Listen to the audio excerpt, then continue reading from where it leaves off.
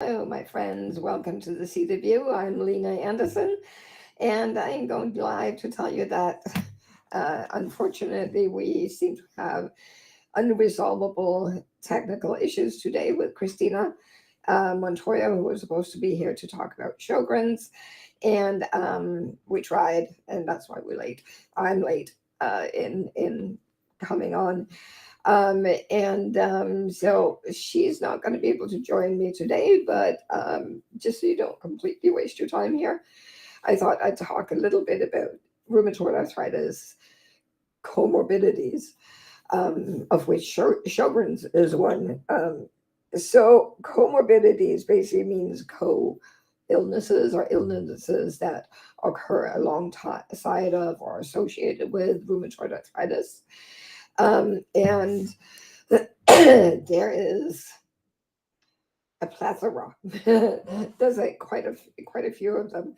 So how to say this? Autoimmune diseases tend to travel in packs.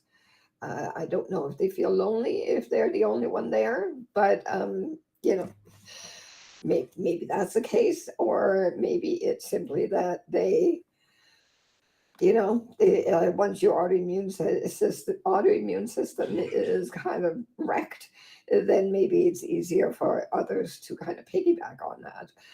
Some comorbidities include things like other autoimmune conditions such as Sjögren's syndrome, um, diabetes, lupus, MS, and a number of other things, uh, conditions that are not necessarily related to um, that's not an autoimmune disease is high blood pressure, which can be associated either with the meds you take, such as anti-inflammatories, or hang on, I'm getting distracted because Cristina is there again. Okay, I'm going to show you Cristina, and keep everything. Cross your fingers, eyes, and toes that we can hear her. And all right, can we hear you? Hello. No. Fine. You know what? Why don't we go back to the drawing board? We'll set another date with you, and then we'll do a trial run in the meantime and try to figure out what's going on. Okay. All right, so I'll just keep yammering on. Everybody wave to Christina. She'll be back another day. All righty, thanks. Um, all right, so I'm just going to continue talking a little bit about comorbidities and just kind of keep you entertained for a little while, maybe. Christina's still out there. You can log off, Christina. Well, I'll contact you and we'll figure something else out, okay? All right, so other types I was talking about,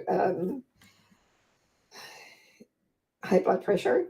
RA comes with, unfortunately, a higher risk of stroke and heart disease. And that seems to be related to the inflammation, like the systemic inflammation of RA, because it affects all of your body, including your organs. One of the things, like this is one of the things that nobody told me until I had to find out myself, and then I hyperventilated for a bit. But you should know that treating your condition will lower the inflammation and therefore lower your risk of heart disease and stroke. But other things that can be comorbidities is periodontitis, periodontal disease. There we go, which is again a reflection of inflammation, that your gums can be inflamed and that can cause them to recede. So that's why it's important to get a visit with your dentist on a regular basis to keep an eye on that. What else can we think? Did I mention fibromyalgia? I think about 30% of people with RA also have fibromyalgia, and I'm raising my hand here because I got both, and they're completely different. Before I yabber on, I just want to say hi to Susie, who's out there watching. Thank you for being here. Susie, it's so nice to see you. And Cristina says, I'm so sorry, technology is not my friend today. No worries. I don't know about you guys out there. I have found that technology has just been in a conniption fit for the last week or so. It seems to be everything seems to be going wrong, and it's just really weird. Don't know why, but apparently I am live, so at least that's working. So one of the things I thought would be interesting is to start talking about some of these comorbidities that people don't often know about, or they're not discussed when you see your doctor, because there's usually a whole whack of other things in the way. Your family doctor may not know about it, or they may believe that your rheumatology is doing things like testing for Sjögren's or keeping an eye on your blood pressure, etc. And I think it's really important to talk to your doctors about, both your rheumatologist and your family doctor, about what to look out for and what to monitor, for instance, when you're going to your annual physical with your family doctor, because you do that, right? Some of the things they need to test for is high cholesterol, how your sugars are doing, how your iron is doing, to check for anemia, which can also occur with rheumatoid arthritis. So I think it's the bottom line here is, if you have symptoms of something that doesn't um, that isn't normal to your experience of RA, make sure you talk to your doctors about it and say, is this something? Could this be a sign of a comorbidity? Or what are some of the comorbidities I'm at risk for? For instance, I know in my history there's particularly strokes on both sides of my family, but also heart disease. So that's something I need to be on top of. I also know that something like diabetes, I get my sugar tested, not the fat, but my doctor usually starts with not the fasting one. I usually fast anyway, because I go I try to go early in the morning, so I haven't eaten anything, but and then, like, there's kind of a, let's see what it is, like the least invasive or the least serious test, and then if that's wonky, then you go to the fasting, then you go to the test, etc. Right? But we keep an eye on things like my cholesterol. I make sure I talk to my naturopath, which can be a really good add-on to your team if you can afford it. About my blood tests, and I also try to measure my vitamins. As you all know, if you hung around here for a while, I very recently, at the end of last year, got diagnosed with severe vitamin D deficiency, which turns out to not just make you kind of tired.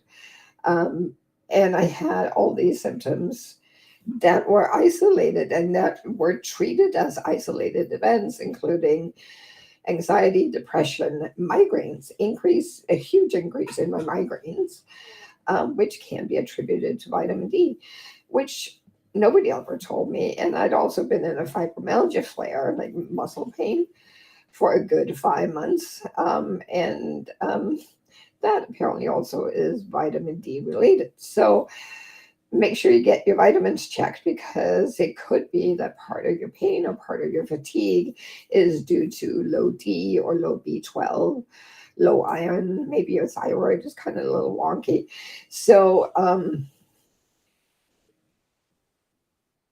I think why I'm saying this, both with the comorbidities of any kind, is that there is a term called diagnosis blindness, which means that when you have a chronic illness that takes up a lot of room, granted, such as RA, often your doctor's focus, because it's such a big thing, your doctors may focus just on the RA, and not pay attention to things like preventative health, or or let's check your vitamins, let's check your thyroid, and all of this. So knowing about this yourself can be super important.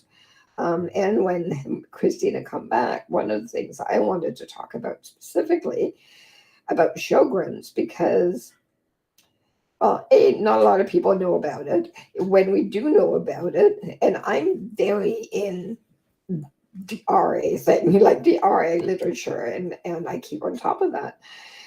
But I thought Sjögren's was primarily things like dry mouth, dry eyes, vaginal dryness, and that was kind of it. Turns out it's got all sorts of gastrointestinal effects. So that was a surprise to me, and that's one of the things I want to talk to Cristina about when she comes back and we solve our tech issues, because there's so much to know, and none of us can know everything.